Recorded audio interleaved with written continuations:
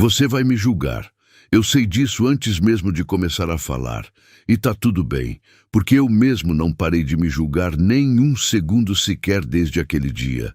Mas preciso te contar. Preciso que você ouça do começo. Da forma como realmente aconteceu, sem filtro, sem desculpa, sem a versão polida que eu contaria num jantar de negócios. Você merece a versão real. A versão que eu nunca tive coragem de dizer em voz alta para ninguém. O nome dela era Clara. É Clara. Com licença. Ela continua existindo. Eu que quase deixei de merecer isso. Ela tinha 27 anos quando entrou no meu escritório pela primeira vez. Currículo na mão, cabelos loiros presos num coque que ela claramente tinha feito com pressa. Havia um fio solto caindo na testa dela. Ela não percebeu. Eu percebi. E fiquei olhando para aquele fio por tempo demais para ser profissional. Ela era assistente administrativa, contratada para cobrir uma licença. Temporária, me disseram. 3 meses no máximo. 3 meses viraram 8. E eu deixei. Não, mentira. Eu quis que virasse. Eu me chamo Rafael Meirelles, 38 anos, CEO de um grupo empresarial que meu pai começou e eu passei a vida inteira provando que merecia herdar.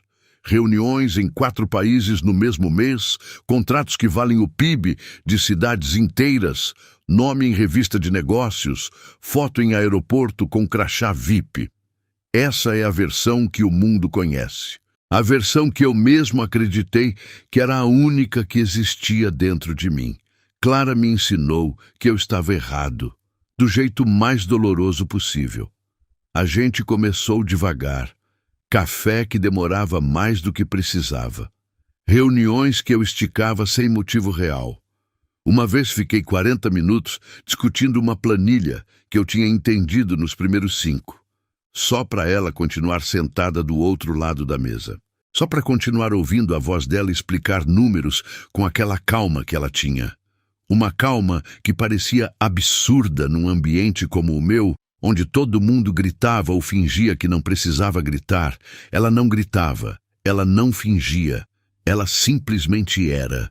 A primeira vez que saímos foi uma sexta à noite, depois que todo mundo tinha ido embora. A gente ficou até tarde terminando um relatório e eu ofereci um jantar como agradecimento. Simples, profissional. Foi o que eu disse para mim mesmo. Um restaurante pequeno, sem o tipo de garçom que reconhece executivos e traz a carta de vinhos sem pedir. Um lugar humano. Ela escolheu. E eu percebi que não sabia mais como escolher lugares assim, que tinha esquecido que existiam. Ela pediu um prato que veio com pão de alho e não teve vergonha nenhuma de comer. Eu fiquei olhando para ela e senti alguma coisa que não consegui nomear naquela hora. Só fui entender depois. Era saudade de uma versão minha que ainda não tinha se perdido dentro do trabalho. A gente se beijou no estacionamento. Ela estava com o casaco aberto e cheirava até um perfume simples, daqueles que a gente compra em farmácia, mas que de alguma forma ficam mais bonitos na pele de certas pessoas. Eu não esqueci esse cheiro. Nunca. Os meses seguintes foram os mais vivos que eu tinha vivido em anos. E ao mesmo tempo foram os mais covardes da minha vida, porque eu deixei acontecer tudo sem nunca deixar claro o que era. Ela me perguntou uma vez, de um jeito leve, quase como se não fosse importante: "O que é isso entre a gente, Rafael?" E eu desviei. Disse que a gente estava bem como estava. Disse que não gostava de rótulos.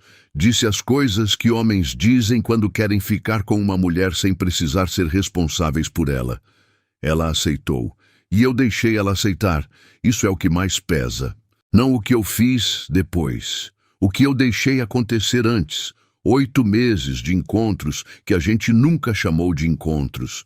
8 meses de ela dormindo no meu apartamento e acordando cedo para ir para casa antes que eu acordasse, como se ela própria tivesse aprendido as regras de um jogo que eu nunca tinha explicado. 8 meses de eu receber a presença dela como se fosse um direito meu.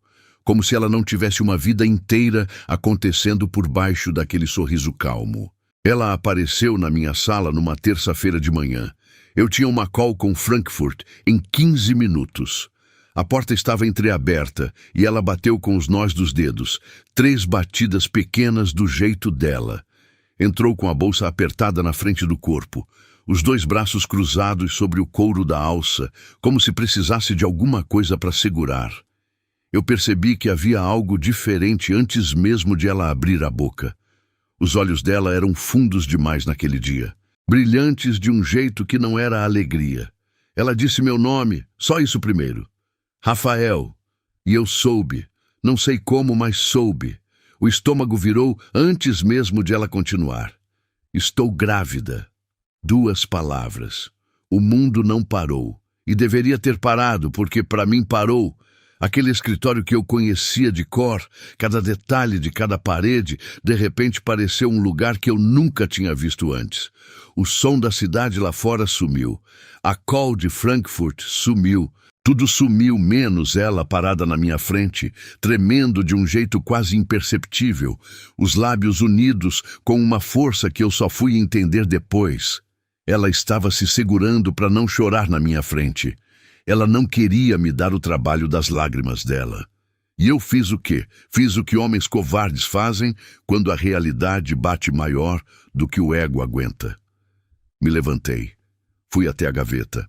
Peguei um envelope que eu mantinha ali com dinheiro em espécie para emergências e coloquei em cima da mesa, entre a gente, como se aquilo fosse uma resposta, como se aquele papel pudesse resolver o que eu não tinha coragem de encarar. Disse, resolve isso. 3 palavras. Nem olhei para ela enquanto falava.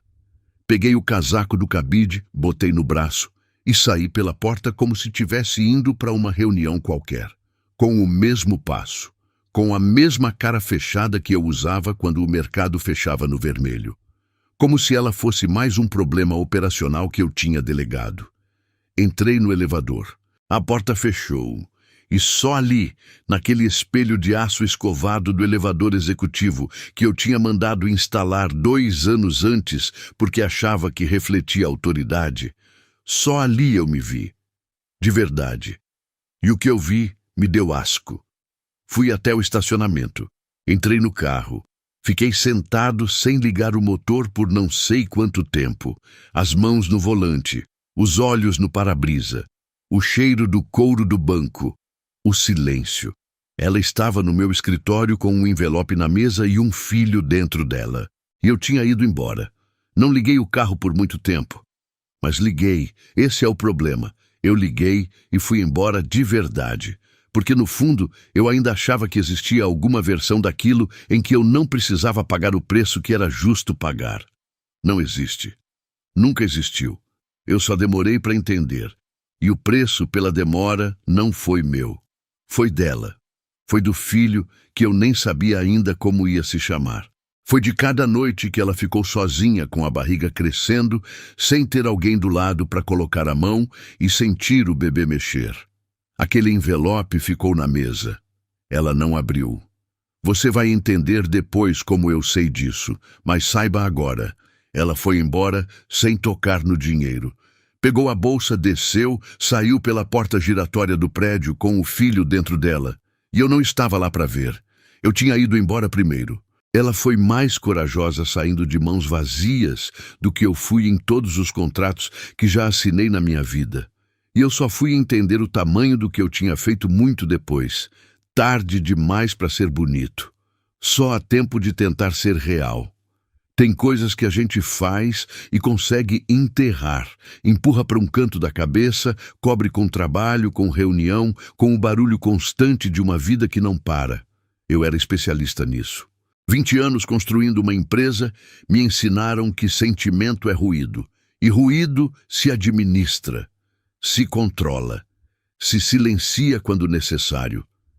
Mas tem outras coisas que não deixam ser enterradas. Nos 3 dias depois que ela saiu do meu escritório, eu operei no piloto automático mais perfeito da minha vida. Call com Frankfurt na segunda, reunião de diretoria na terça, almoço com investidor na quarta. Sorri nos momentos certos, assinei o que precisava ser assinado, respondi e-mail com a precisão cirúrgica de sempre. Por fora, eu era Rafael Meireles, intacto. Por dentro, eu era um homem que não conseguia ficar no chuveiro por mais de 2 minutos, porque o silêncio quente da água me devolvia a imagem dela parada na minha frente, tremendo. Na quarta noite, eu parei de tentar enterrar. Não porque eu quis, porque não consegui mais. Eram quase 2 da manhã quando eu me sentei na varanda do apartamento com um copo de uísque que eu nem cheguei a beber. Fiquei olhando para a cidade lá embaixo, aquelas luzes todas, aquele movimento que nunca para completamente, aquela sensação de que o mundo continua girando, independente do que qualquer pessoa individual faça ou deixe de fazer. Eu sempre achei isso reconfortante. Naquela noite, me pareceu a coisa mais fria que existia. Ela tinha 27 anos. Estava grávida. Tinha ido embora para algum lugar que eu não sabia qual era, carregar uma vida que metade era minha. E eu estava sentado numa varanda de cobertura, bebendo uísque caro e me sentindo vítima do meu próprio desconforto. Coloquei o copo na mesa. Fui dormir. Não dormi. O que eu não sabia, o que só fui descobrir muito depois, é que enquanto eu passava a noite em claro olhando para o teto, ela também estava acordada. Só que ela não tinha varanda. Tinha um quarto de pensão numa cidade que ela mal conhecia, porque foi a primeira coisa que encontrou quando abriu o computador e digitou longe. Não longe de algum lugar específico. Longe de mim. Longe do que tinha acontecido. Como se distância geográfica pudesse fazer o peso sair do peito. Ela chorou 3 dias. Isso ela me contou muito depois, num daqueles momentos em que a gente finalmente conseguiu falar de verdade. 3 dias inteiros. Chorou a gravidez, chorou o abandono, chorou as 8 meses de promessas que eu nunca fiz em voz alta, mas que ela sentiu como se tivessem sido feitas, porque amor não precisa de contrato para criar expectativa. Ela chorou tudo isso de uma vez, com a cabeça enterrada no travesseiro de uma cama desconhecida, num quarto que cheirava a umidade e a vida de outras pessoas. Depois do 3º dia ela parou. Não porque a dor passou, porque ela decidiu que chorar por mim não cabia mais naquele corpo que agora precisava de toda a energia disponível para fazer uma coisa muito maior do que qualquer sentimento que eu merecia dela. Ela foi atrás de emprego na manhã do 4º dia. De cabelo preso, barriga ainda pequena demais para aparecer, currículo impresso numa gráfica rápida que ficava a 2 quadras da pensão. Bateu em 3 portas. Na 2ª semana, bateu em mais 5. Na 3ª semana, estava sentada numa cadeira de um escritório pequeno, daqueles que fazem contabilidade de empresa média, sem glamour nenhum, sem nada que se comparasse ao ambiente onde a gente tinha se conhecido. E disse ao homem de cabelos brancos do outro lado da mesa que era esforçada, que aprendia rápido e que precisava do emprego. Ele contratou. Ela começou na segunda seguinte. Enquanto isso, eu estava em São Paulo tomando decisões que valiam milhões. Enquanto ela aprendia a rotina de um escritório novo, a localização do banheiro, o nome das colegas, os hábitos do chefe, eu estava em reunião com consultores internacionais, debatendo estratégia de expansão. Enquanto ela voltava para a pensão todo dia à noite com os pés doendo e aquecia sopa no micro-ondas compartilhado do corredor, eu jantava em restaurante com estrela Michelin, discutindo amenidades com sócios. Eu sabia disso? Não. Não sabia nada sobre o que ela estava vivendo. Mas deveria ter sabido. Esse é o ponto. Eu deveria ter me importado o suficiente para saber. As noites eram o momento mais pesado. Ela me contou isso com uma voz tão tranquila que doeu mais do que se ela tivesse gritado. Dizia que a barriga ainda era pequena, mas já existia. Já era real. E ela colocava a mão ali, naquele volume que crescia devagar, e falava. Falava para o bebê. Porque era a única pessoa que estava com ela. Dizia coisas simples.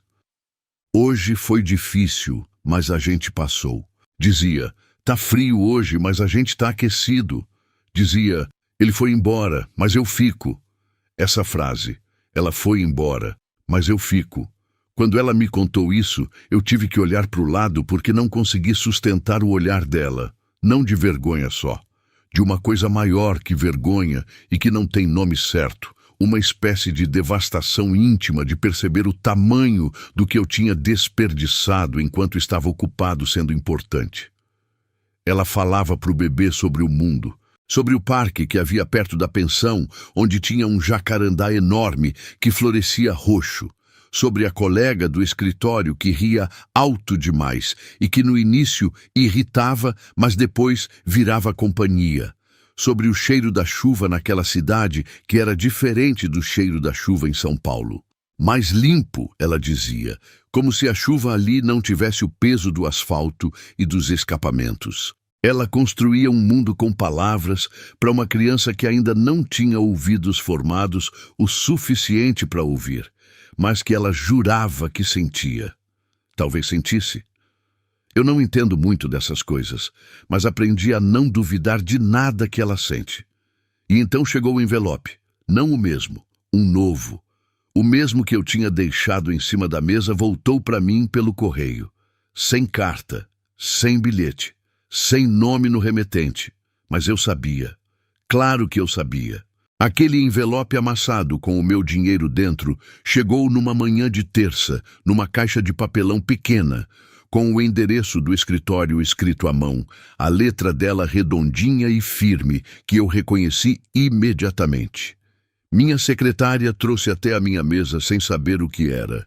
Deixou ao lado do café da manhã, e eu abri, vi o dinheiro intacto, vi o envelope amassado como se ela tivesse apertado muito antes de colocar no correio, e não consegui jogar fora. Fiquei olhando por um tempo que não sei medir. Depois coloquei na gaveta. Ficou lá por semanas. Eu sabia que estava lá. Em toda reunião, em toda assinatura de contrato, em todo momento em que eu fingia ser o homem que controlava tudo, aquele envelope estava na gaveta do meu escritório, devolvendo tudo que eu tinha tentado pagar e ela tinha recusado. Ela não queria o meu dinheiro. Ela queria o que eu não tinha sido capaz de oferecer. E ela tinha ido embora sem pedir, porque mulher como ela não pede o que o homem deveria dar por conta própria. Isso foi o que me partiu de verdade, não a devolução do dinheiro em si. Foi o que aquela devolução dizia, sem precisar de uma única palavra escrita. Dizia, eu não preciso de você. Dizia, o que você tem a oferecer não é o que vale. Dizia, eu me viro e eu me virei. E ela se virou. Pagou o primeiro mês de aluguel de um apartamento pequeno com o salário do escritório. Pequeno, mas dela. Sem nome de ninguém mais na porta. Montou o berço sozinha assistindo o tutorial no celular com a chave de fenda que pediu emprestada para a vizinha. Pintou uma parede do quartinho do bebê de um amarelo manteiga que ela viu numa revista velha da sala de espera do pré-natal. Um pré-natal que ela pagava com o próprio dinheiro, comparecia sozinha, ouvia o coração do filho sozinha, segurava a foto do ultrassom sozinha na saída. Sozinha. Em tudo. Por escolha. Porque a única alternativa que existia era minha ajuda, e minha ajuda tinha um custo que ela não estava disposta a pagar. Eu não fazia ideia de nada disso enquanto acontecia. Eu era um buraco no centro da vida dela, fingindo que não existia.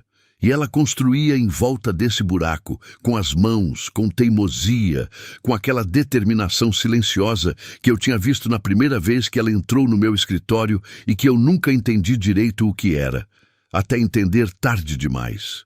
Mas o mundo é pequeno quando as pessoas importam. E ela importava, mesmo que eu tivesse passado 8 meses me recusando a admitir em voz alta. Mesmo que eu tivesse saído pela porta como se ela fosse substituível. Ela não era. Nunca foi. E o vazio que ela deixou não era o vazio de uma funcionária que pede demissão ou de uma relação que termina. Era o tipo de vazio que só aparece quando a gente perde algo que no fundo sabia que era raro e escolheu largar mesmo assim por medo de descobrir o que significaria ficar. Ela estava construindo, devagar, com pouco, com ela mesma, E eu estava do outro lado, com tudo, sem nada que importasse. Deixa eu te contar como é a vida de um homem que tem tudo e não consegue dormir. Não é dramático. Esse é o problema. A gente imagina que quando alguém está mal por dentro, aparece algum sinal visível, olheira profunda, roupa amassada, voz falhando no momento errado. Mas não funciona assim para quem passou 20 anos aprendendo a separar o que sente do que mostra. Para mim foi o oposto. Quanto mais o interior desmoronava, mais o exterior ficava impecável. Terno mais caro, reunião mais longa, voz mais firme, como se eu pudesse compensar o que estava cedendo por dentro com ainda mais camadas de competência por fora. Fui o melhor CEO que já fui nos 2 meses depois que ela foi embora. E fui o pior ser humano. As reuniões continuavam, o império continuava. O Grupo Meireles não para porque um executivo está com a consciência pesada. E essa é uma das coisas que o mundo corporativo tem de mais impiedoso e de mais conveniente ao mesmo tempo.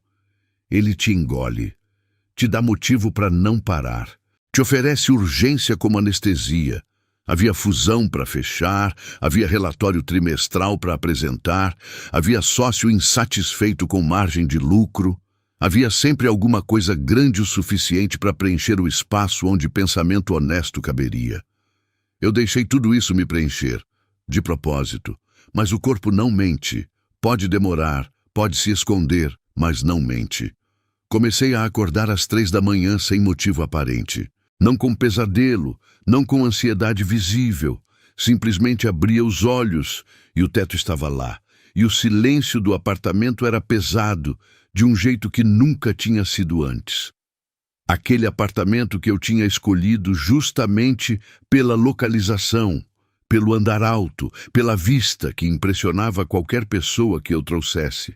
De repente, era só um lugar grande e quieto, onde eu ficava deitado, olhando para o escuro, contando as horas, até poder levantar e voltar a ser útil para alguma coisa. O uísque virou hábito noturno, não exagero. Não era o tipo de coisa que aparece em manchete. Era um dedo, às vezes 2, sentado no escritório de casa depois das 11 da noite, com os documentos espalhados na mesa e o copo ali do lado.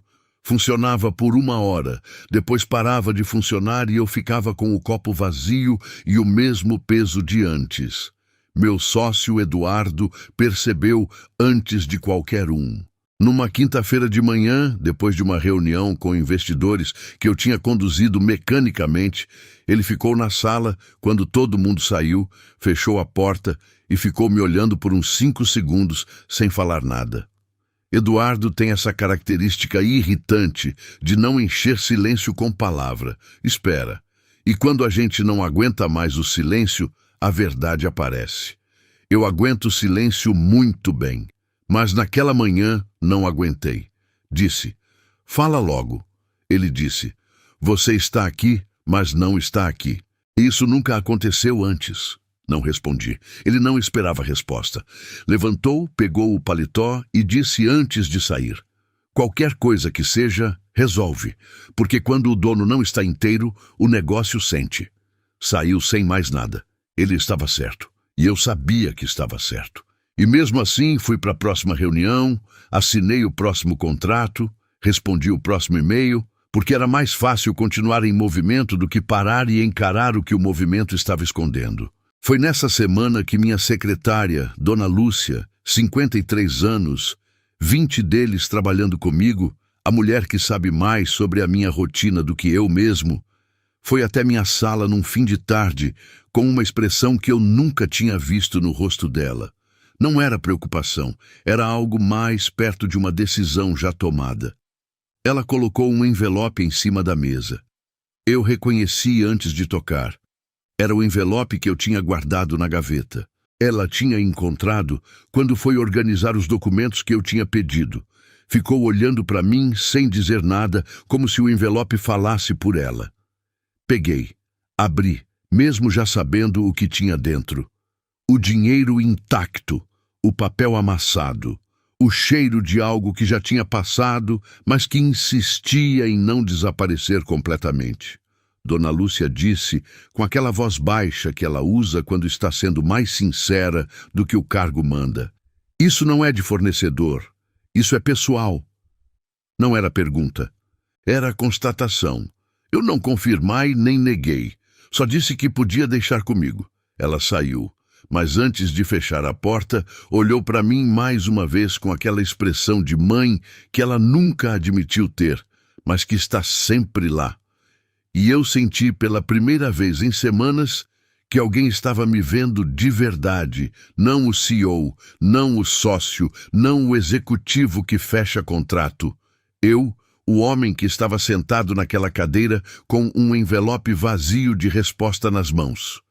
O envelope voltou para a gaveta, amassado, aberto, nunca jogado fora, porque jogar fora seria admitir que era definitivo. E eu ainda não conseguia admitir isso. Naquela mesma semana, eu fiz uma coisa que até hoje não sei nomear direito. Se foi fraqueza, se foi o começo de algum senso de responsabilidade, ou se foi só o ego que não conseguia aceitar o desaparecimento. Chamei o Henrique, um cara que presta serviço de investigação particular para algumas empresas do grupo em casos de compliance. Discreto, eficiente, caro o suficiente para garantir que não fala com ninguém. Pedi que ele encontrasse Clara, não o endereço do apartamento, não a rotina dela, só a cidade. Só isso, que ele me dissesse onde ela estava. Ele me ligou 4 dias depois. Deu o nome da cidade. Uma cidade no interior, menor, mais quieta. Longe o suficiente para ser intencional. Ela não tinha ido para qualquer lugar. Ela tinha escolhido distância com cuidado, como tudo que ela fazia.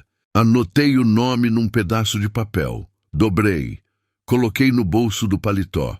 Fiquei com aquele papel no bolso por 3 dias.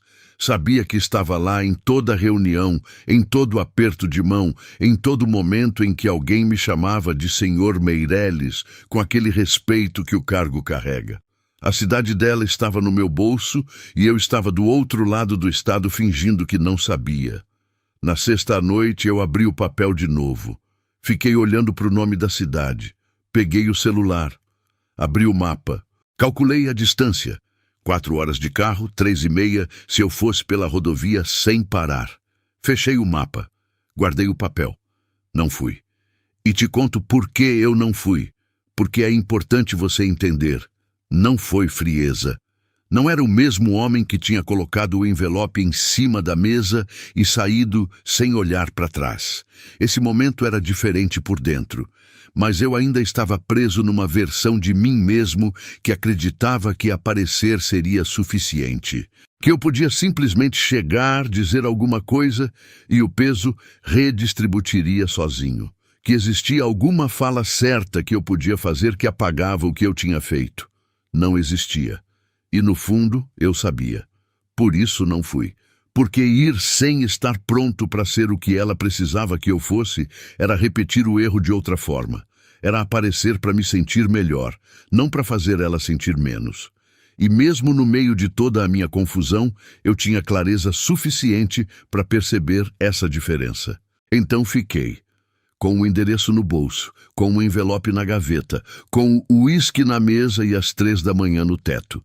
O corpo continuava se comunicando de formas que eu ignorava durante o dia e não conseguia ignorar à noite.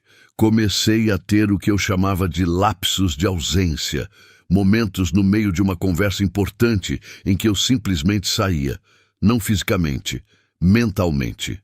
Alguém falava de projeção de crescimento e eu estava pensando em cheiro de perfume de farmácia num estacionamento de sexta à noite. Alguém mostrava gráfico de performance e eu estava ouvindo 3 batidas pequenas numa porta entreaberta. Clara tinha entrado em mim de um jeito que eu não tinha autorizado e não sabia mais como reverter. Numa noite, não sei qual, as noites daquele período se misturam. Fui até o escritório de casa e abri o computador sem saber o que procurar. Fiquei na tela em branco por um tempo. Depois escrevi o nome dela no campo de busca. Não encontrei nada relevante. Ela não tinha redes sociais ativas, não era o tipo de pessoa que coloca a vida no público. Fechei o computador. Mas o gesto de ter digitado o nome dela, de ter procurado, me disse alguma coisa sobre mim que eu ainda estava relutante em admitir claramente. Que aquilo não tinha acabado para mim. Que eu tinha agido como se tivesse acabado porque era mais conveniente do que encarar o que significava não ter acabado. Que o envelope devolvido, o papel dobrado no bolso, as noites acordado e o nome dela digitado num campo de busca vazio, eram todos a mesma coisa dizendo do mesmo jeito: você errou, Rafael, e você sabe que errou, e saber que errou não é o suficiente, mas é o começo. Era o começo de alguma coisa que eu ainda não sabia nomear. O império continuava. As reuniões continuavam. O nome do Grupo Meireles aparecia nos lugares certos, as metas eram cumpridas, ninguém de fora veria nada diferente. Mas dentro daquele escritório, numa gaveta do lado direito da minha mesa, um envelope amassado e aberto ficava guardado. Nunca jogado fora, nunca resolvido, nunca esquecido, exatamente como ela. Tem uma hora da madrugada que é diferente de todas as outras. Não é a meia-noite, que ainda tem resto de dia grudado nela. Não são as duas, que já pertencem claramente à noite funda. É a uma, aquela hora estranha que fica no meio, sem identidade certa, onde a cabeça da gente está cansada demais para funcionar direito, mas desperta demais para descansar. É a hora em que a gente faz as coisas que não faria com juízo intacto. É a hora em que a verdade escapa porque a guarda baixou. Foi a 1 da manhã de uma quarta-feira que eu liguei para ela. Não planejei. Preciso que você entenda isso. Não foi decisão calculada, não foi estratégia, não foi o Rafael Meireles que planeja cada movimento com 3 passos de antecedência. Foi o outro, o que fica quando o CEO vai embora e sobra só o homem sentado no escuro com o celular na mão e o nome dela na tela. Eu tinha o número memorizado, nunca tinha apagado. Diz muita coisa sobre um homem o que ele não consegue apagar do celular, mesmo quando finge que seguiu em frente. Fiquei olhando para o número por um tempo que não sei medir. O apartamento estava quieto, daquele jeito pesado que eu já conhecia bem. O silêncio de lugar grande, habitado por uma pessoa só que não sabe mais muito bem por que o lugar é tão grande. Lá fora a cidade fazia o barulho surdo de sempre, aquela camada constante de São Paulo, que nunca para completamente, que existe de fundo em tudo como um zumbido que a gente esquece, que ouve até ficar no silêncio de verdade e perceber que estava lá o tempo todo. Apertei ligar antes de ter decidido apertar. O telefone chamou 1 vez, 2. Na terceira, eu já estava me preparando para cair na caixa postal e não sabia se era alívio ou decepção o que eu sentia. Na 4ª chamada, ela atendeu. Silêncio. Dos 2 lados ao mesmo tempo. Ela não disse alô. Eu não disse nada. A linha estava aberta e a gente estava lá. Eu do meu lado e ela do dela. Separados por 400 quilômetros e por uma quantidade de coisas não ditas que não caberiam numa única ligação mesmo que a gente tentasse. Eu ouvia ela respirar. Só isso, uma respiração calma, regular, o tipo de respiração de quem estava acordada, mas quieta, não assustada, não agitada, só presente. Clara sempre foi muito presente. Era uma das coisas nela que eu nunca soube nomear direito enquanto estava perto. Só reconheci quando faltou. O silêncio durou mais do que silêncio deveria durar numa ligação entre 2 pessoas que tem tanto para dizer. Mas nenhum dos 2 quebrou. Como se a gente estivesse testando alguma coisa sem saber bem o quê. Testando se o outro ainda estava lá, talvez. Se ainda era real. Se aqueles 8 meses tinham existido de verdade ou se tinham virado memória editada, daquelas que a gente não confia mais completamente. Ela existia, era real. Eu ouvia a respiração dela e sabia. Quando eu finalmente falei, saiu a coisa mais simples que existia. Não o que eu tinha ensaiado vagamente no caminho até o celular. Não havia discurso preparado, mas havia uma espécie de ideia vaga de que eu diria algo significativo, algo que valesse a ligação. O que saiu foi apenas: "Você está bem?" 3 palavras, das mais banais que existem. O tipo de coisa que se diz para qualquer pessoa em qualquer contexto, que não carrega nada de especial e ao mesmo tempo carregava absolutamente tudo naquele momento, porque vindo de mim, depois do que eu tinha feito, depois do silêncio de semanas, depois do envelope e do sumiço, perguntar se ela estava bem era ao mesmo tempo a coisa mais insuficiente e a mais honesta que eu conseguia produzir. Ela ficou quieta por alguns segundos. Depois disse, com aquela voz baixa que ela tinha quando estava controlando alguma coisa por dentro: "Por que você liga agora?"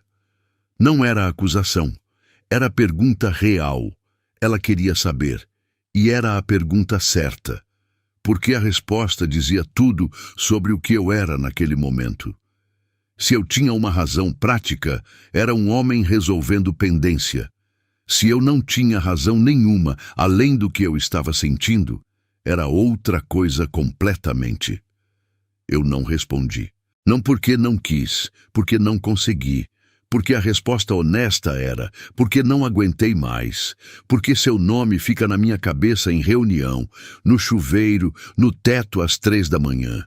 Porque eu guardo o envelope que você devolveu e não consigo jogar fora, e não sei o que isso diz sobre mim, mas sei que diz alguma coisa. Porque eu tenho o nome da sua cidade num papel dobrado no bolso do paletó e não fui até você, mas também não consigo ficar quieto. Isso era a resposta. Mas ela não saiu. O silêncio voltou. E dessa vez, ela deixou durar também, como se estivesse me dando espaço para encontrar as palavras que eu claramente não tinha. Clara sempre foi mais paciente do que eu merecia. Mesmo naquela noite, mesmo depois de tudo, ela ficou na linha esperando que eu fosse capaz de ser honesto. Eu não fui. Ela desligou. Sem drama, sem portada, sem frase de efeito. O tipo de desligar que é pior do que qualquer grito. Calmo, limpo, definitivo, como quem fecha uma janela, porque entendeu que não vai ter ventilação por ali. Fiquei com o celular na mão, olhando para a tela que tinha voltado para a posição inicial. A hora marcava 1h19 da manhã. A ligação tinha durado 4 minutos. 4 minutos de silêncio e 3 palavras minhas, e 4 palavras dela, e mais silêncio. E mesmo assim, foi a conversa mais real que eu tinha tido em meses. Porque ela estava lá, e eu estava lá, e a gente sabia que o outro sabia. Me levantei, fui até a janela. A cidade lá embaixo era a mesma de sempre.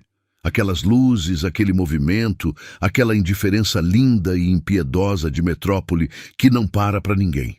Coloquei a mão no vidro frio e fiquei assim por um tempo, sentindo a temperatura do vidro na palma, o contraste com o calor do apartamento aquecido.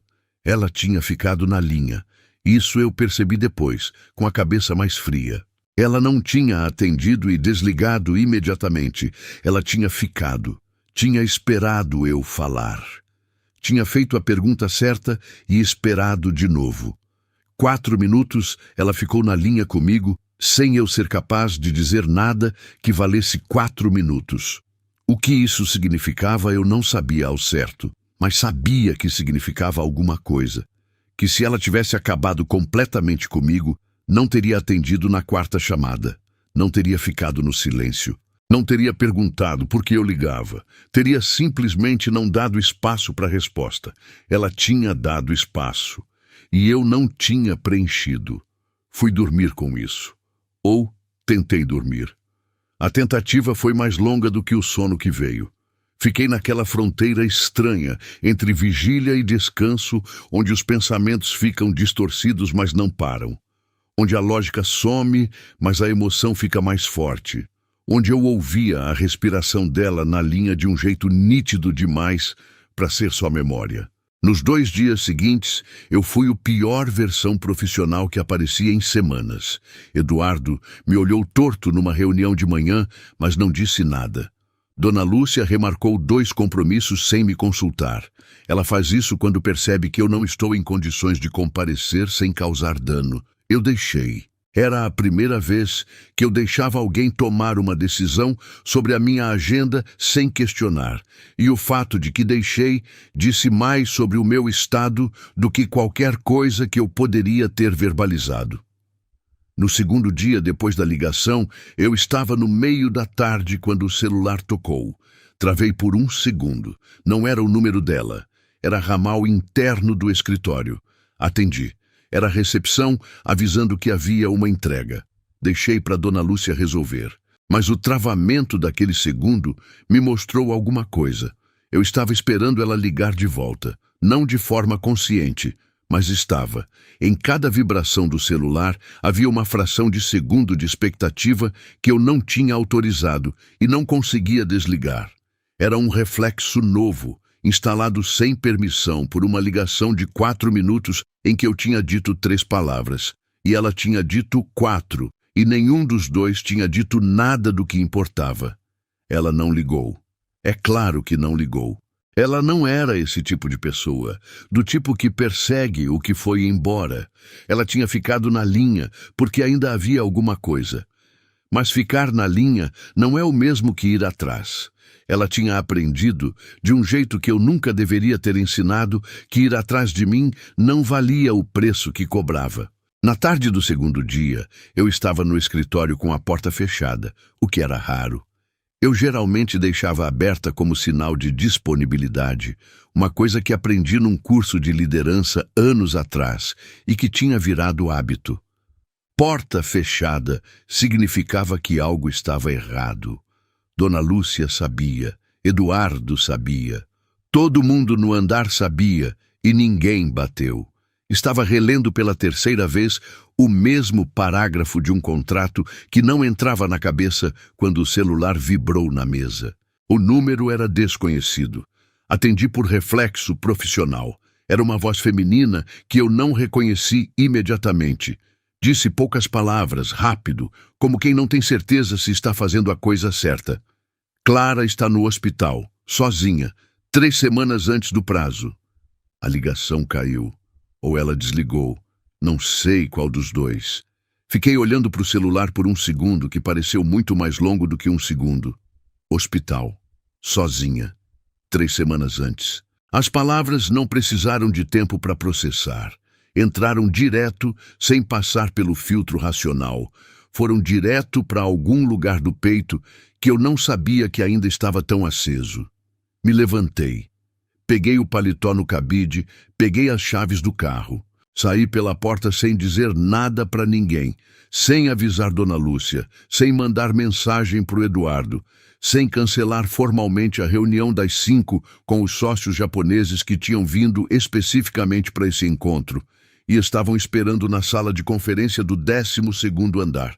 Entrei no elevador, desci, cruzei o saguão, saí pelo estacionamento, entrei no carro, liguei o motor. E enquanto saía do estacionamento do edifício que carregava meu nome na fachada, percebi que era a primeira decisão em meses que eu tinha tomado sem calcular consequência. Sem pensar no contrato, na reunião, no que os sócios iam achar, no que Eduardo ia falar, no que apareceria em ata. Só uma coisa importava. Ela estava num hospital, sozinha, com o filho chegando antes do prazo. E eu estava indo. Tarde. Errado em tudo que tinha vindo antes. Sem direito a chegar como herói, sem merecer o papel de quem salva, mas indo. Porque ficar dessa vez era a única coisa que eu era capaz de fazer que seria ainda mais covarde do que tudo que já tinha feito. A estrada era longa. O carro era rápido. E eu tinha 400 quilômetros para entender. De uma vez, que algumas corridas não são sobre chegar primeiro. São sobre não desistir de chegar. Eu dirigi 4 horas sozinho. 4 horas é tempo suficiente para muita coisa. Para ouvir um álbum inteiro 3 vezes, para uma reunião executiva completa com intervalo, para um jantar demorado com sobremesa e café. É tempo que no meu mundo habitual era sempre preenchido: call, podcast de mercado, reunião por voz, alguma coisa que transformasse o deslocamento em produtividade, porque tempo parado era tempo desperdiçado, e tempo desperdiçado era o único pecado que o meu calendário não perdoava. Desliguei tudo depois de 30 minutos na estrada. Sem música, sem podcast, sem call. Só o barulho do motor e o asfalto e o som do vento passando pela lataria do carro em velocidade que eu não estava controlando com muita atenção. A estrada era reta por longos trechos, daquelas rodovias do interior que parecem não ter fim, que somem no horizonte como se o mundo acabasse ali na frente e começasse de novo um pouco mais adiante, igual, mas diferente.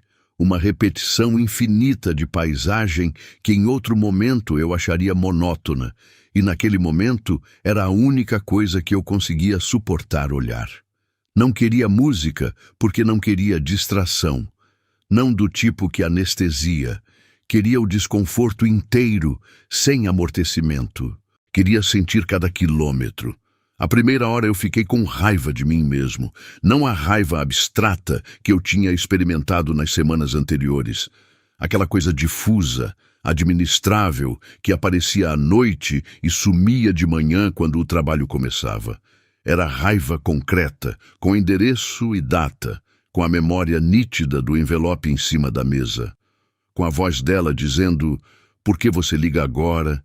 e o silêncio que eu devolvi no lugar de uma resposta honesta. Com cada momento em que eu tinha tido a chance de ser diferente e tinha escolhido ser o mesmo. Raiva de homem que finalmente para de se poupar. Na segunda hora veio o medo. Esse foi mais difícil de ficar. A raiva tem uma energia. Ela move, ela aquece, ela dá a ilusão de que alguma coisa está sendo feita só por estar sendo sentida. O medo não tem isso. O medo paralisa por dentro enquanto o corpo continua em movimento, e a combinação é desorientadora de um jeito que eu não estava acostumado. Eu não era homem de medo. Tinha aprendido a converter medo em estratégia tão cedo que quase tinha esquecido que a conversão não é eliminação. O medo continua lá, só muda de roupa. Ali na estrada ele estava sem roupa nenhuma. Medo de chegar e ela me mandar embora. Medo de chegar e ela estar bem demais para precisar de mim. O que seria justo e, ao mesmo tempo, seria a confirmação mais completa de tudo que eu tinha desperdiçado. Medo de chegar e não saber o que dizer. Eu, que passo a vida inteira sabendo exatamente o que dizer em cada situação, que fui treinado para ter a palavra certa no momento certo, que entrei em negociação de 300 milhões de reais sem suar as mãos. Medo de abrir uma porta de hospital e descobrir que chegar tarde tem um custo que não se paga com presença. Medo de ser pai. Esse foi o que apareceu por último e ficou mais tempo. Não tinha pensado assim antes. Tinha pensado no bebê como problema, como complicação, como uma variável que entrava numa equação que eu não queria resolver. Nunca tinha parado, de verdade parado, sem o escudo do pragmatismo, para pensar que era um filho, que era uma pessoa chegando ao mundo que ia precisar de nome, de colo, de alguém que soubesse o que estava fazendo, que ia me olhar um dia sem saber ainda quem eu era, e ia construir essa ideia de mim a partir do que eu fizesse ou deixasse de fazer dali para frente. Que tipo de pai eu seria? Eu que mal sabia ser um ser humano decente nas relações que escolhi. Eu que tinha olhado para a mãe desse filho e colocado um envelope em cima da mesa como se dinheiro fosse substituto de presença. Eu que tinha ido embora e ficado meses guardando um endereço num papel dobrado, sem coragem de agir. O que eu tinha para oferecer a uma criança que merecia o melhor desde o primeiro segundo? A resposta que surgiu foi incômoda na sua simplicidade. Por enquanto, nada além de aparecer. E aparecer era o mínimo absoluto. Mas era o que eu tinha. Era o que eu podia fazer naquele momento. Aparecer e depois descobrir como fazer mais do que aparecer. Porque a alternativa era não aparecer. E essa alternativa eu já tinha tentado, e ela tinha um custo que eu não estava disposto a continuar pagando. Na terceira hora o choro veio. Também não planejei, também não autorizei. Aconteceu do jeito que essas coisas acontecem com homens que passaram tempo demais convencidos de que controle emocional era virtude. De repente, sem aviso, como água que encontra a fresta que não existia ontem, mas existe hoje. Não foi dramático, não foi soluço. Foi aquele tipo de choro silencioso que molha o rosto sem que a expressão mude muito, que sai pelos olhos enquanto a mandíbula fica travada, que não pede licença e não espera momento apropriado. Não parei o carro, deixei.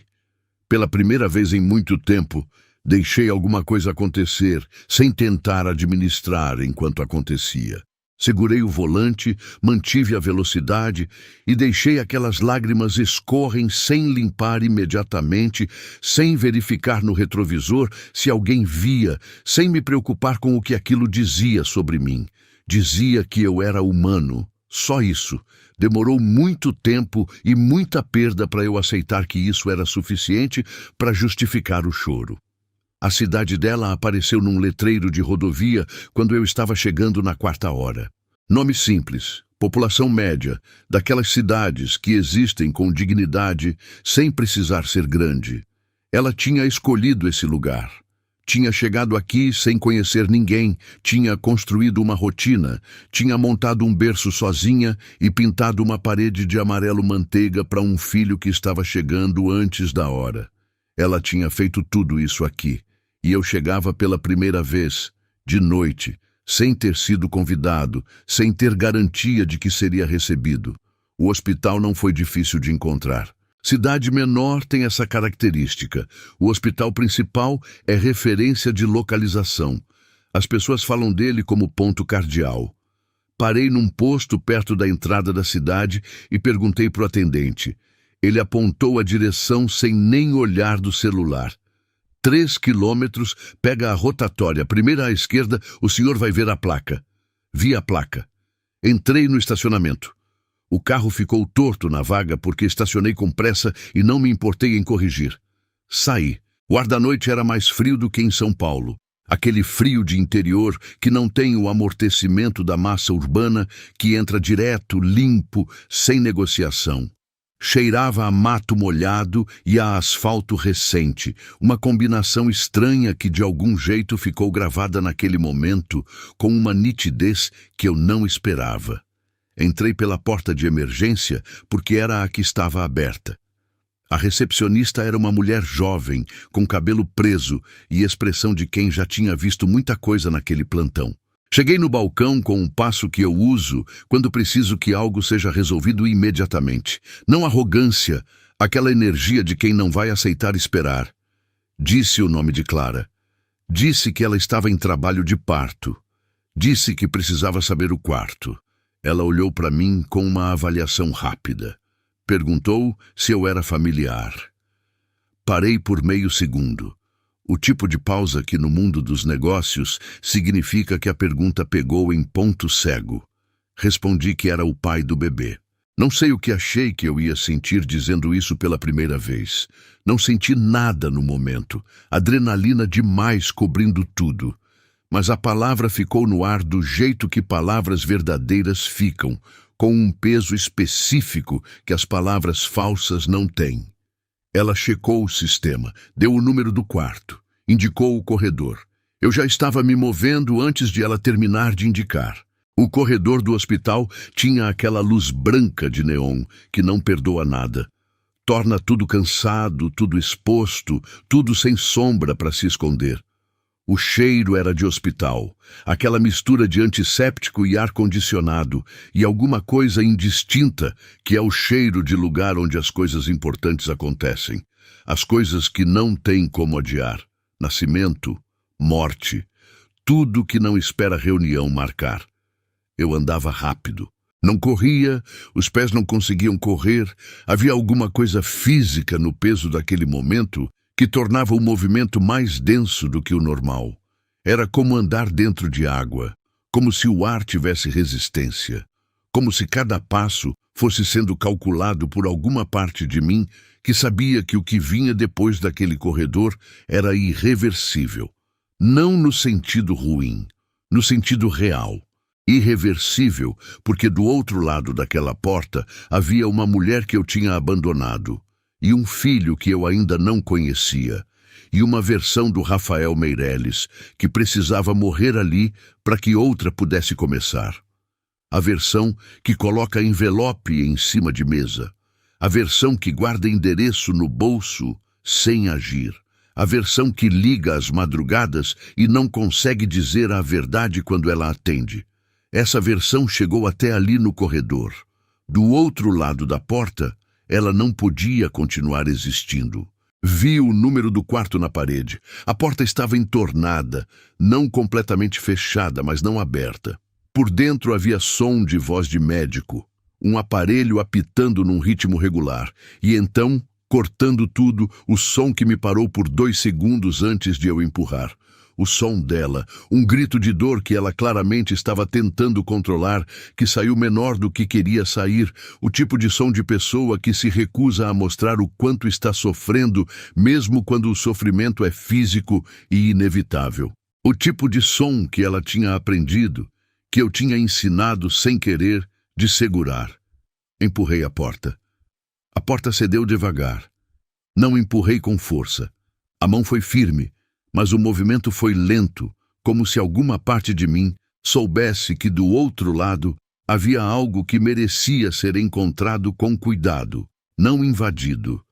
A porta girou no eixo com um leve rangido de hospital. Daqueles sons pequenos que em qualquer outro contexto seriam invisíveis, mas naquele momento foram nítidos como tiro. Entrei. O quarto era menor do que eu imaginei.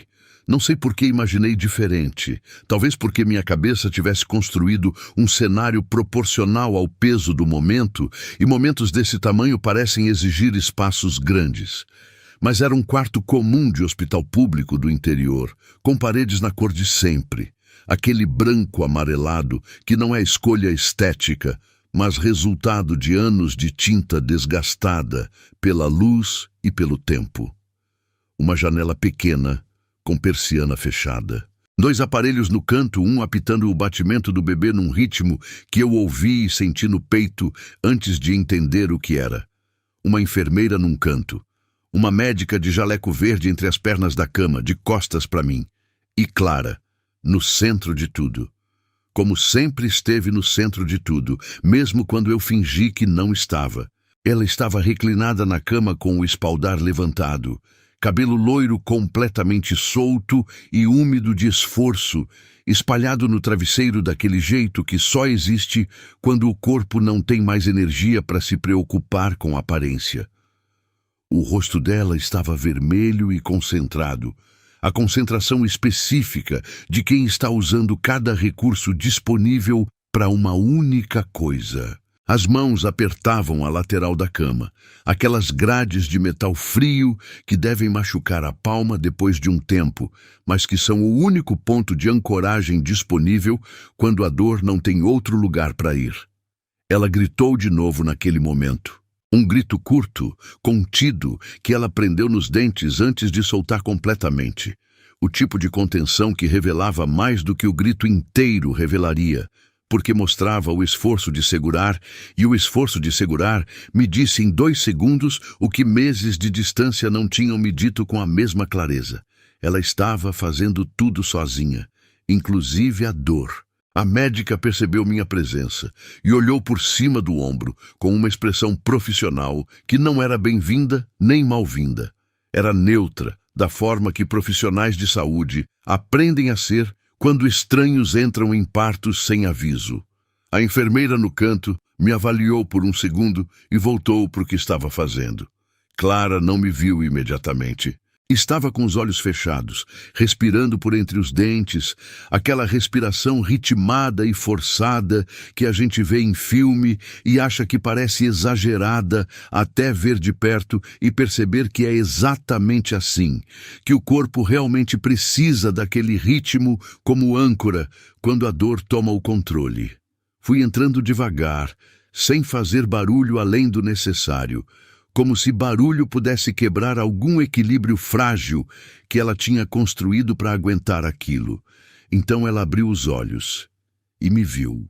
O que aconteceu no rosto dela naquele segundo foi a coisa mais complexa que eu já vi em qualquer pessoa, em qualquer situação da minha vida. E eu já estive em sala de negociação com homens que perderam fortunas sem piscar. Não foi uma emoção. Foram todas ao mesmo tempo, sobrepostas, sem ordem, sem hierarquia, raiva e alívio, e ódio e amor e exaustão, e alguma coisa que não tem nome, mas que eu reconheci porque estava sentindo igual do meu lado. Reconhecimento. Era isso. No meio de tudo, antes de qualquer outra coisa processar, havia reconhecimento de que o outro era real, de que existia, de que importava de um jeito que nenhuma das duas pessoas no quarto teria admitido facilmente em voz alta. Ela não disse nada. Eu também não. Fiquei parado por um segundo que foi longo demais para ser neutro. Depois me movi. Não pensei. O corpo foi. Atravessei o espaço pequeno do quarto. Cheguei do lado esquerdo da cama. O lado onde a grade estava e onde a mão dela estava fechada em punho sobre o metal frio. Me abaixei levemente, na altura dela. O cheiro de hospital era forte ali perto. Antisséptico, esforço, aquele calor específico de corpo trabalhando no limite. E por baixo de tudo, muito fraco, mas ainda reconhecível, o perfume simples que ela usava desde sempre. O mesmo de estacionamento de sexta à noite. O mesmo de meses atrás. Ainda ali, coloquei a mão sobre a mão dela. Ela estava tão fechada que a minha ficou por cima sem conseguir encaixar. Era punho sobre metal, eu por cima do punho. Mas fiz isso de qualquer jeito porque era o único gesto que o momento comportava. Não havia fala certa, não havia desculpa rápida que coubesse ali. Havia só aquela mão sobre a mão dela e o fato de que eu tinha chegado. Ela olhou para baixo, para onde nossas mãos estavam. Não tirou.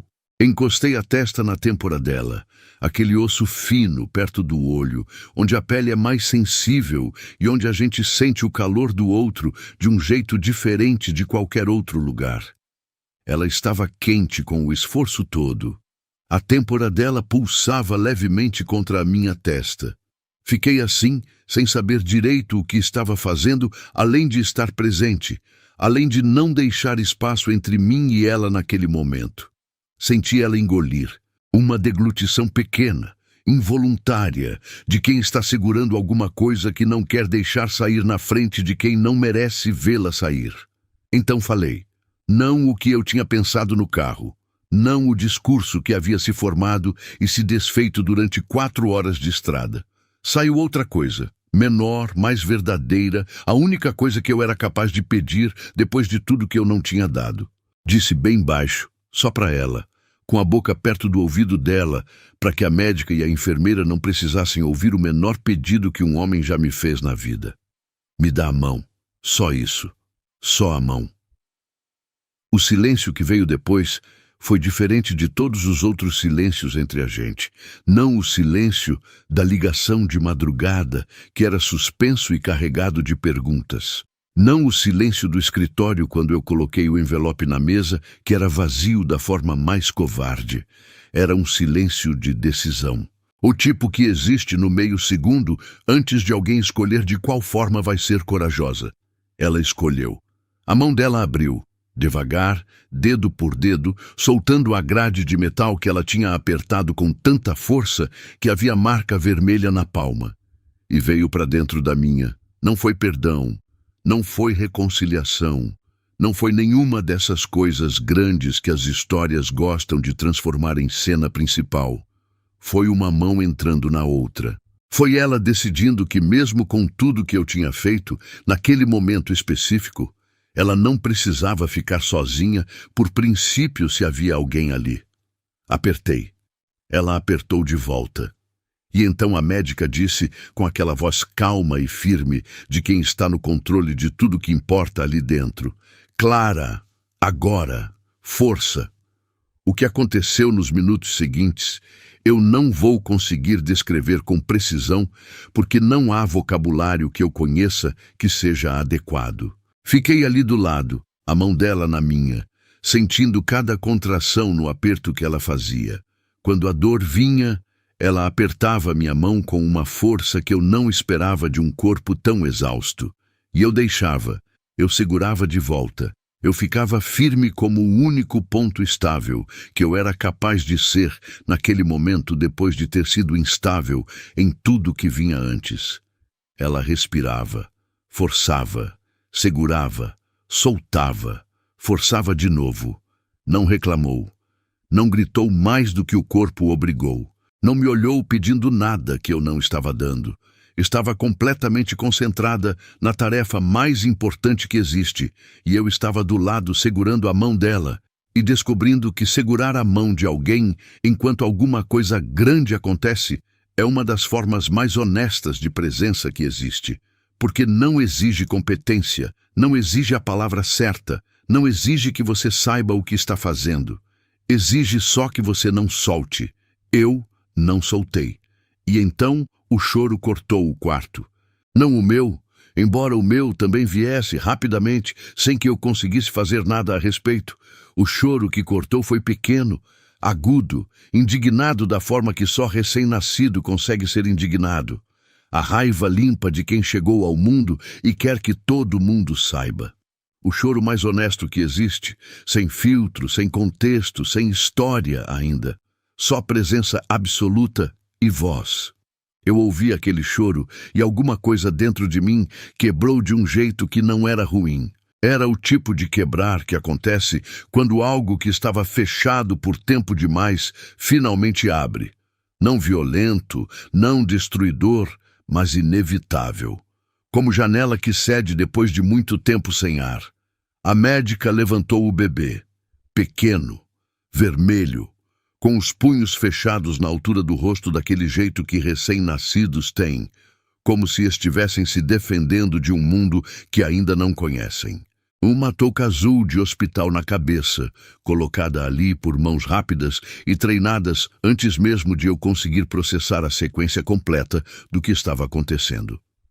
A enfermeira veio na minha direção com ele antes que eu percebesse o que estava prestes a acontecer. Colocou nos meus braços com aquela instrução rápida de quem já fez isso centenas de vezes. Cabeça aqui, braço aqui, segura assim. Meus braços foram para a posição no automático, mas nada no resto de mim estava no automático.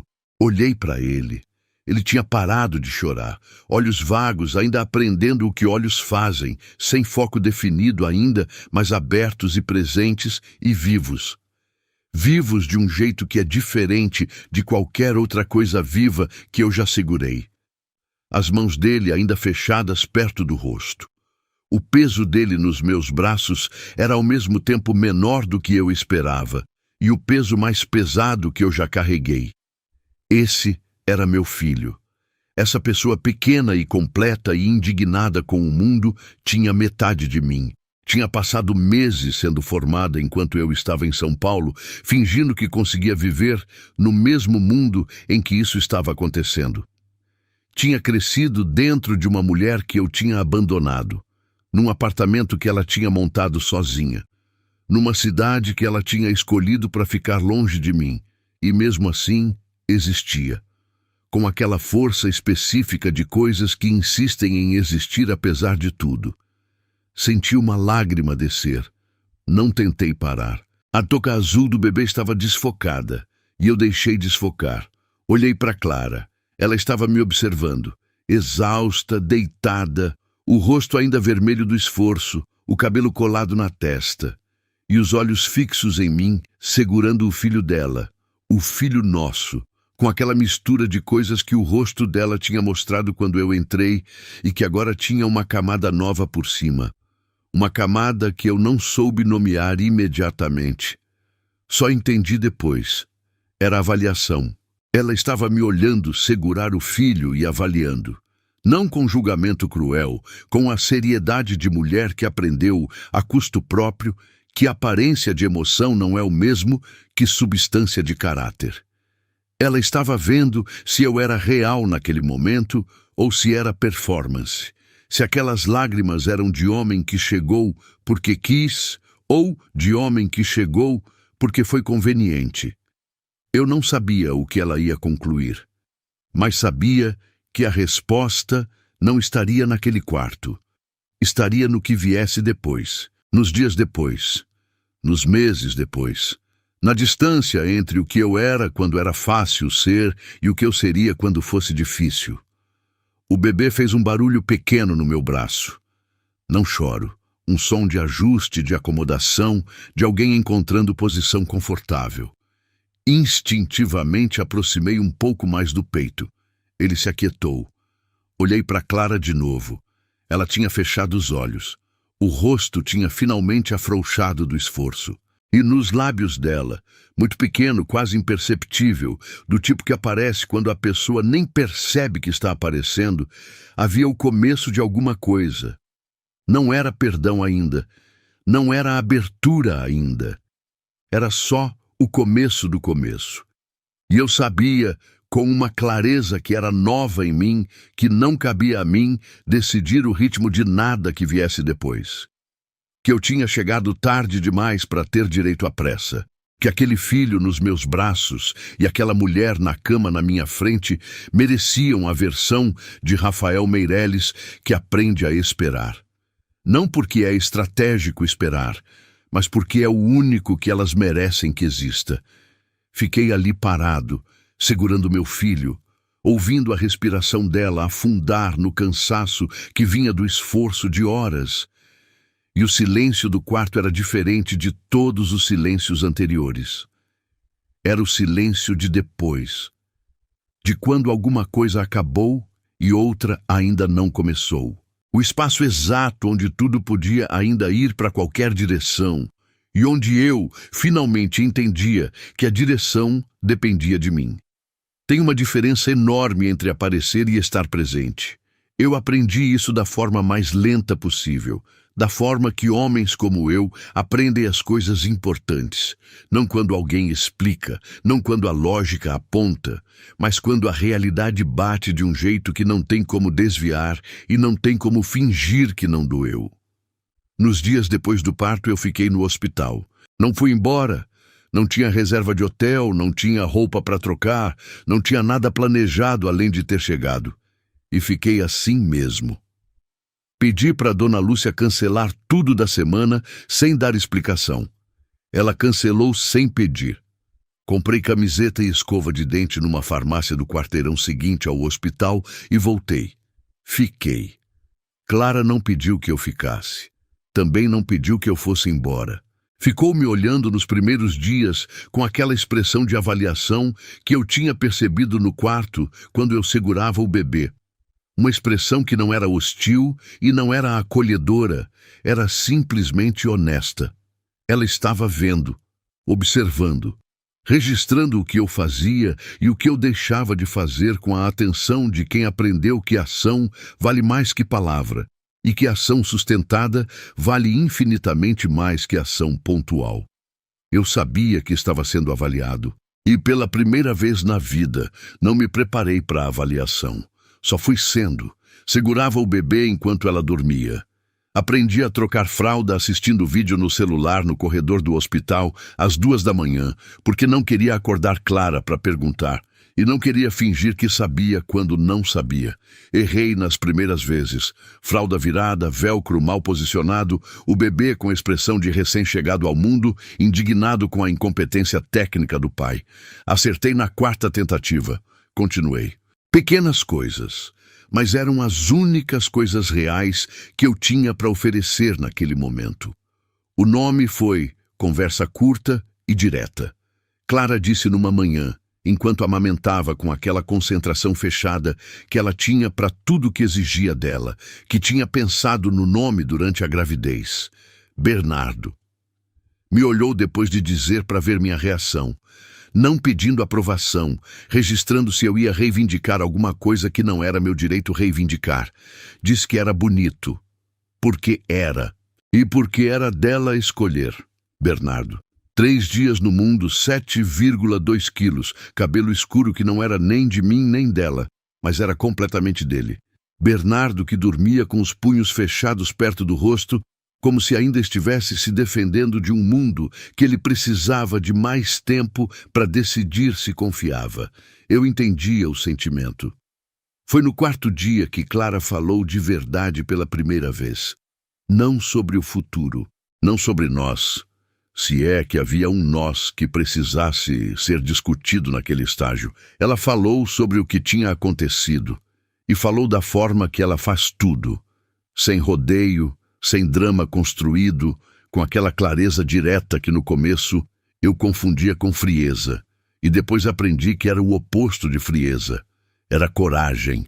Só pessoas muito corajosas falam a verdade sem enfeite. Estava sentada na cama, Bernardo dormindo no berço hospitalar ao lado, e me olhou com os olhos que não desviavam. Aqueles olhos que eu tinha aprendido a não conseguir encarar por muito tempo, porque tinham a qualidade rara de não deixar mentira passar sem registrar.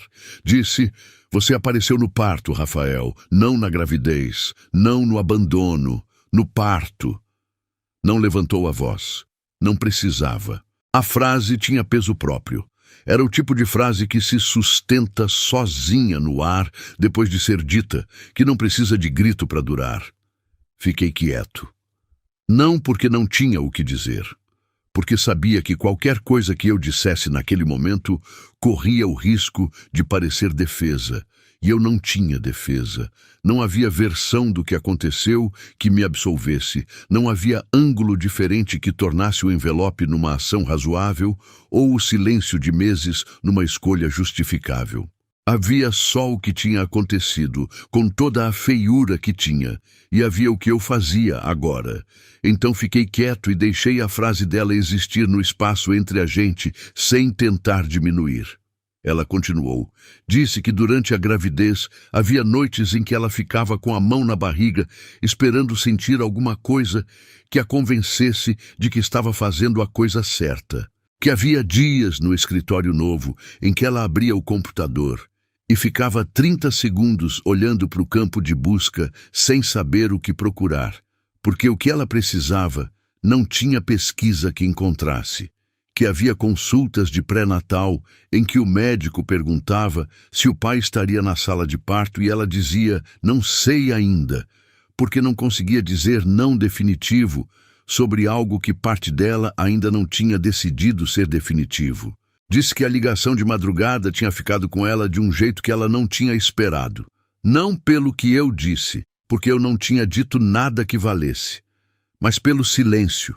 Porque eu tinha ficado 4 minutos na linha sem conseguir falar, e ela tinha ficado 4 minutos na linha esperando eu conseguir, e aqueles 4 minutos de 2 silêncios juntos tinham dito mais sobre os dois do que 8 meses de encontros que a gente nunca chamou de encontros.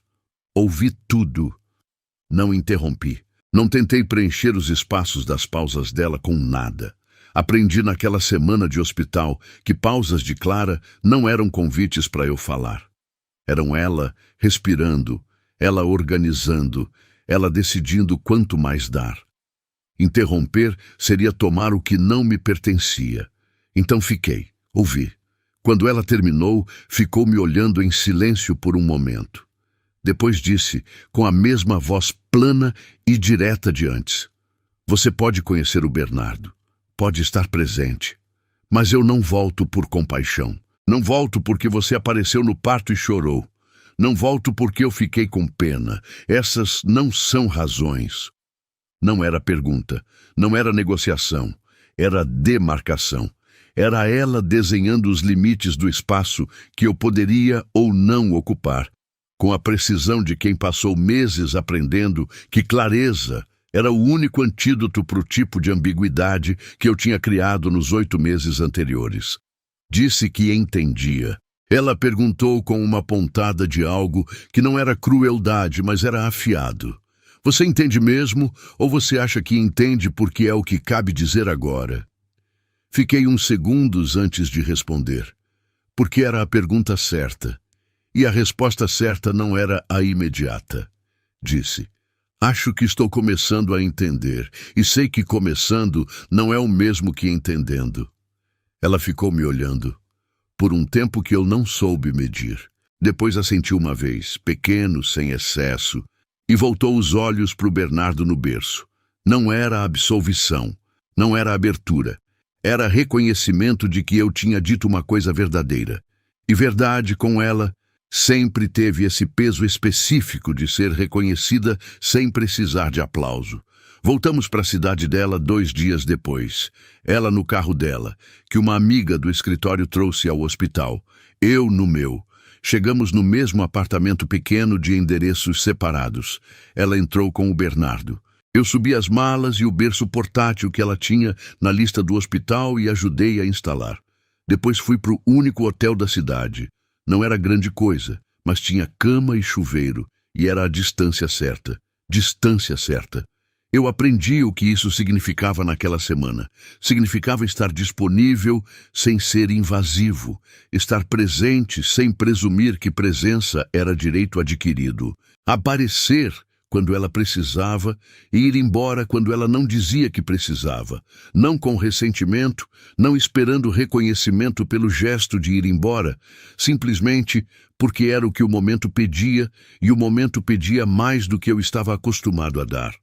Nos dias seguintes, eu aparecia de manhã, ela abria a porta. Às vezes, me convidava para entrar. Às vezes, passava o Bernardo pela porta e dizia que ia dormir 1 hora. A hora que ela não conseguia dormir, quando ele estava lá precisando de atenção. Eu ficava com ele no corredor, depois na pequena sala, depois, conforme os dias foram passando e a desconfiança foi sendo substituída por algo mais parecido com observação continuada, dentro do apartamento enquanto ela descansava. Bernardo era exigente do jeito que bebês são exigentes, sem considerar horário, sem negociar, sem aceitar substituição por conveniência. Ele queria o que queria quando queria e comunicava isso com o pulmão inteiro, sem nenhuma consideração pela agenda de ninguém.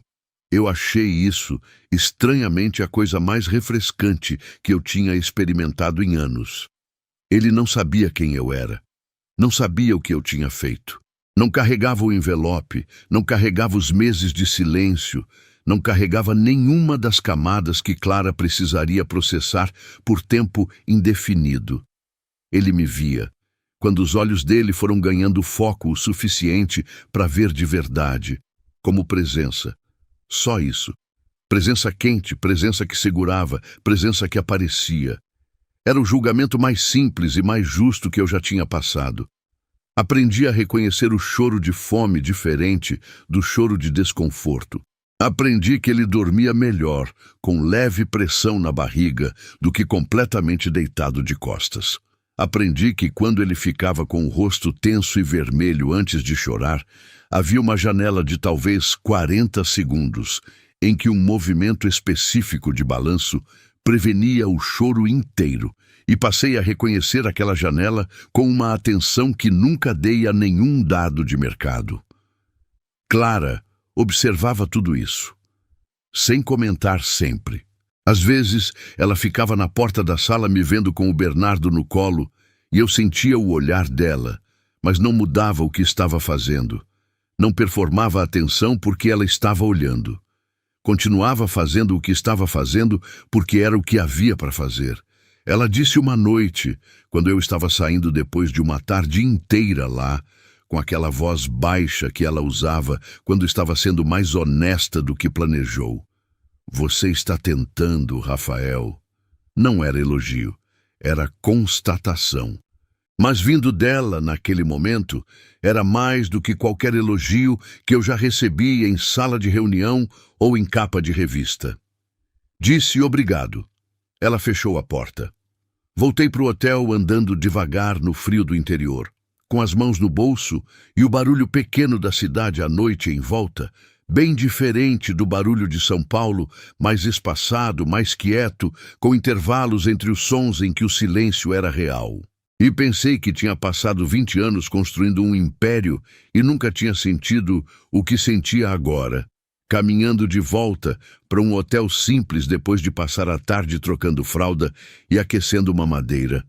Não era felicidade ainda.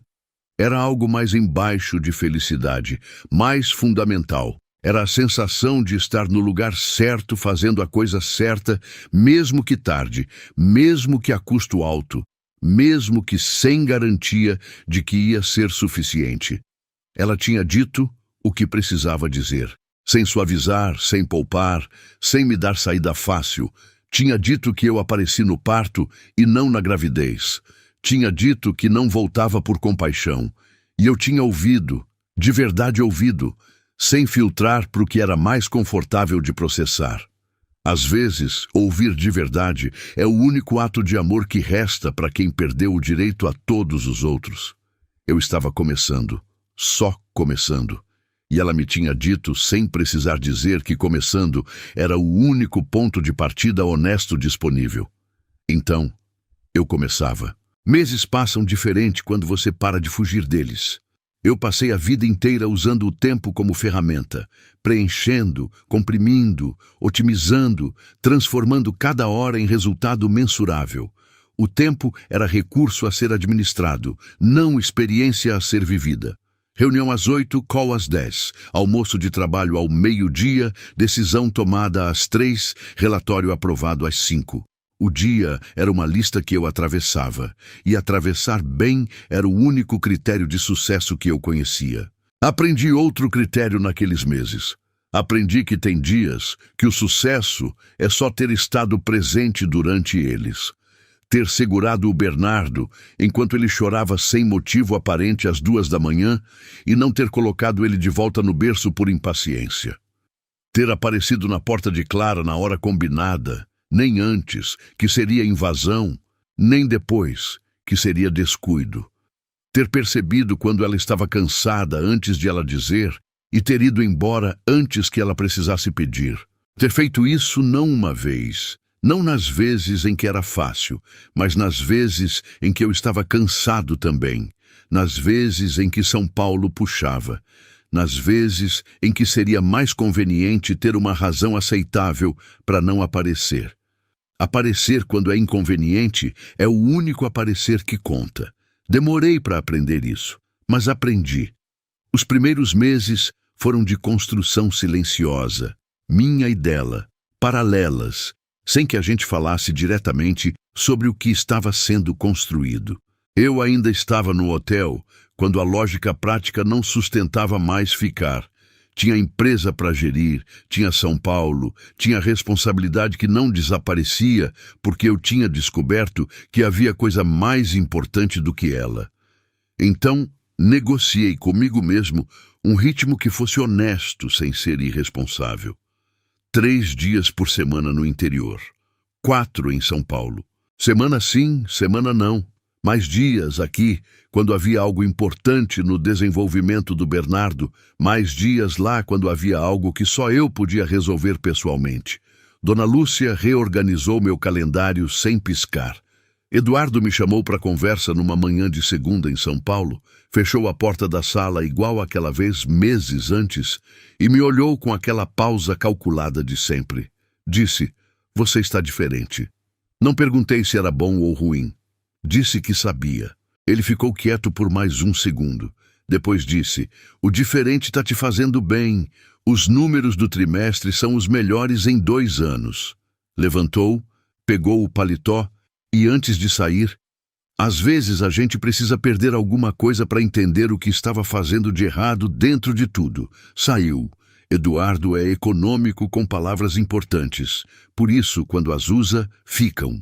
Bernardo crescia no ritmo que bebês crescem, que é rápido demais quando você está prestando atenção e invisível quando você não está.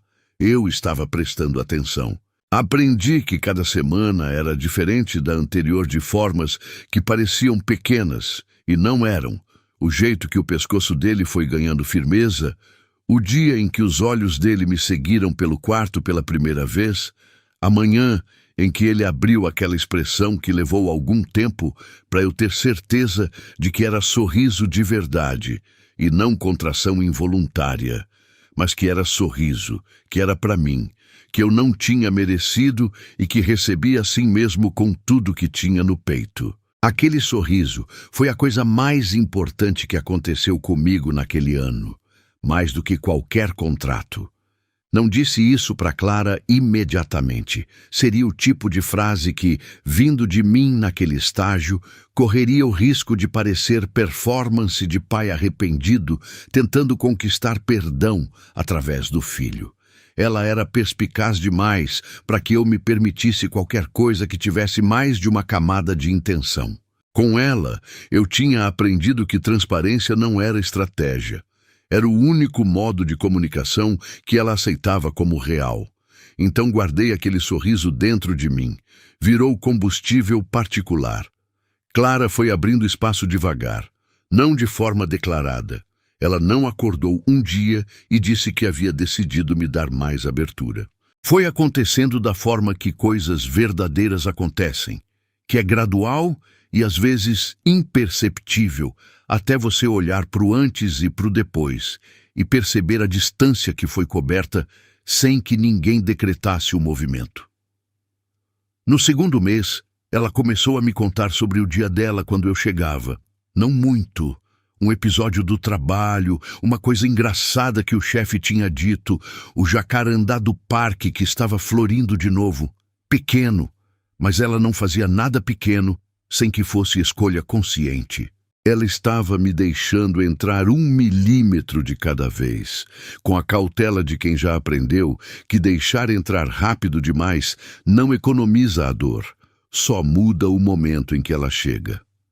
No terceiro mês, ela me pediu ajuda com alguma coisa pela primeira vez. Era uma prateleira que ela queria instalar no quartinho do Bernardo. Coisa simples, parafuso e bucha. 30 minutos de trabalho. Mas ela pediu. Depois de meses de não pedir nada, de devolver envelope, de montar berço sozinha, de ir à consulta sozinha, de carregar tudo sozinha, ela pediu uma prateleira. Instalei.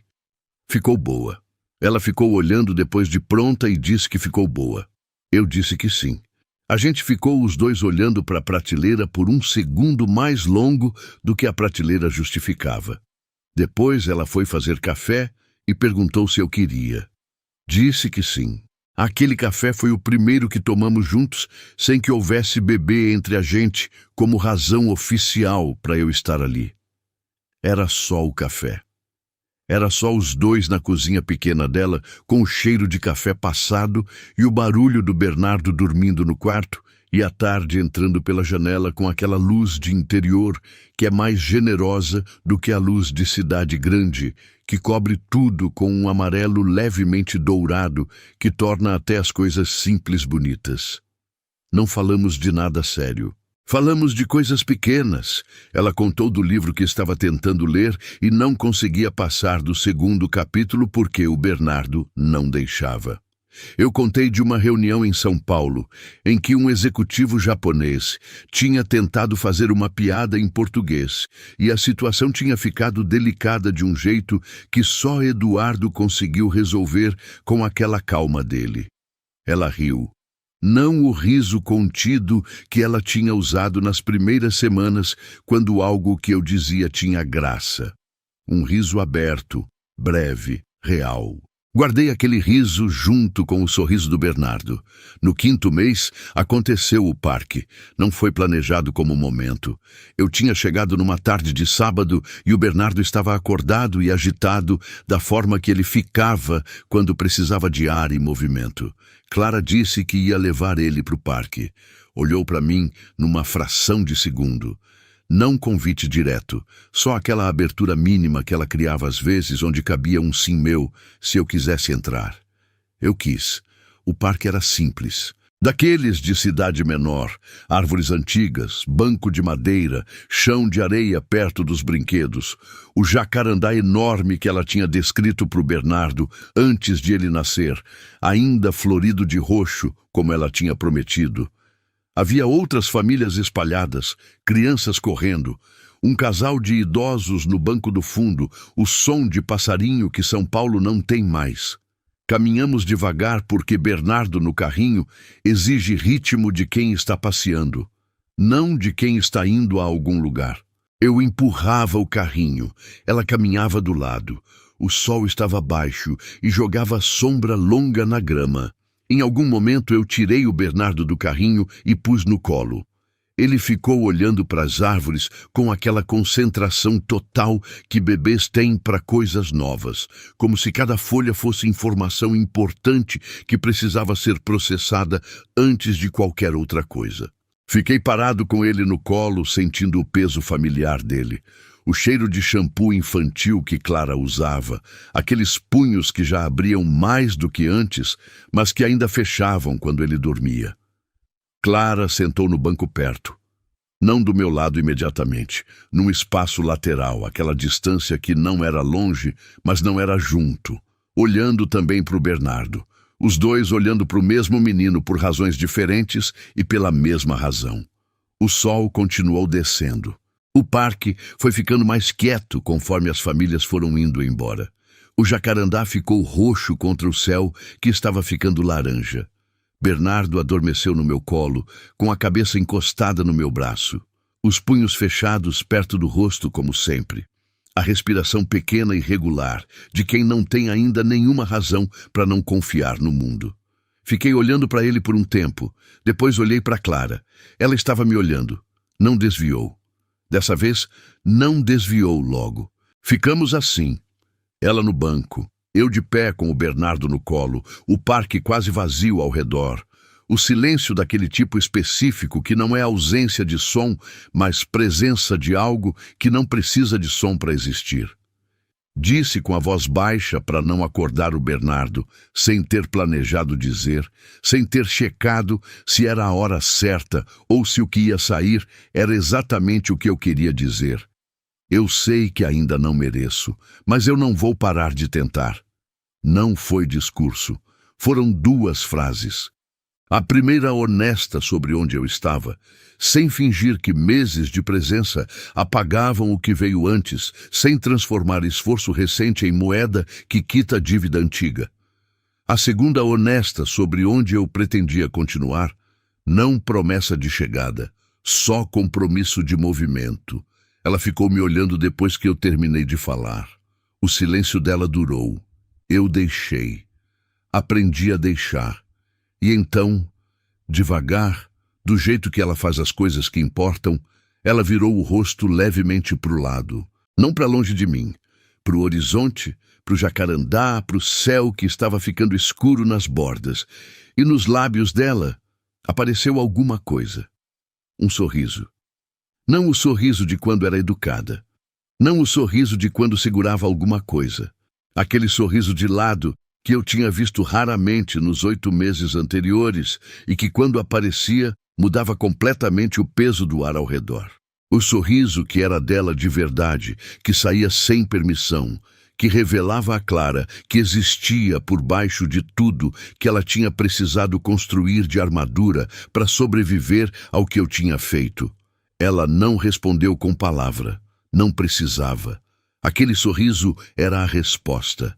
Não de chegada, não de final resolvido com laço, mas de reconhecimento, de que ela tinha visto, de que o que eu estava fazendo existia para ela, de que havia, talvez devagar, com cautela que eu precisaria respeitar pelo tempo que fosse necessário, alguma direção possível que não estava fechada. Bernardo respirou fundo no meu colo e acomodou a cabeça de um jeito diferente sem acordar. O parque estava quase vazio, o jacarandá estava roxo, o céu estava ficando da cor que fica quando o dia decide ir embora, mas ainda não foi completamente. Não havia aliança, não havia promessa declarada. Não havia o tipo de final que eu teria escrito para mim mesmo anos atrás, com contrato assinado, com conquista oficial, com alguma forma de vitória que pudesse ser medida e catalogada. Havia um parque simples, havia um filho dormindo no meu braço com os punhos fechados. Havia uma mulher num banco com um sorriso de lado que ela não estava tentando esconder. E havia eu, sem o envelope, sem o papel dobrado no bolso, sem o uísque na varanda, sem as 3 da manhã no teto, com as mãos ocupadas com alguma coisa que importava, com os pés no lugar onde eu precisava estar, com a clareza incômoda e necessária de que o mérito não estava garantido, de que o caminho era longo, de que cada dia ia exigir ser escolhido de novo, e com a certeza, essa sim inabalável, de que eu escolheria. Todos os dias, pelo tempo que fosse, do jeito que ela merecesse, que era devagar, que era real, que era sem pressa de chegar num lugar que eu ainda precisava aprender a merecer habitar. Você me perguntaria agora, eu sei, se a gente ficou junto, se houve declaração, se houve beijo, se houve um momento em que tudo se resolveu de uma vez. Não foi assim. Foi mais honesto do que isso. Foi um sorriso num parque no fim de tarde. Foi um filho no colo. Foi a ausência de aliança sendo exatamente o que o momento precisava ser. Porque aliança é símbolo, e símbolo sem substância já tinha sido o nosso problema desde o começo. A substância estava sendo construída. Tijolo por tijolo, dia por dia, aparecimento por aparecimento. Sem atalho, sem desconto, sem a versão conveniente que eu teria preferido se ainda fosse o homem que entrava em sala de reunião, achando que tudo tem solução rápida se a estratégia for boa o suficiente. Eu era outro homem agora. Não melhor no sentido de pronto, melhor no sentido de em construção consciente, que é o único sentido real que essa palavra tem. E ela sorriu de lado naquele parque simples. Por enquanto era mais do que eu merecia, e exatamente o suficiente para continuar.